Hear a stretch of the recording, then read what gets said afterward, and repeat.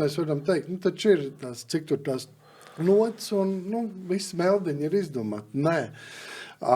Varbūt tās Latvijā mēs tā diezgan atpaliekam no tā high-end fine dining, bet pasaulē tur viens pēc otru pārsteidz. Jā. Man tā liekas, tā ir daudz interesantāka dzīve nekā tev atnest tur to pasteicu sparģeļus un tartaru, un tad tu dalies. Un tu visu un sajauc visu kopā, un tur nav nekāda inteliģence, jo tu pats sajauc visu kopā. Tas Gordona Ramsay TV šovu sviests, tas viss sen ir beidzies.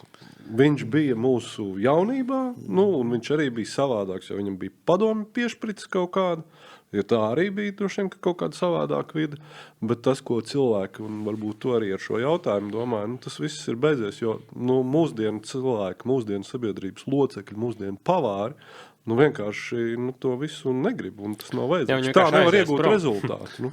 Kāpēc Cekutam iedeva pirmam Michelin zvaigzni? Tāpēc, ka viņam tanī mirklī, laikam joprojām ir, kurš ir strādājis Michelin sistēmā.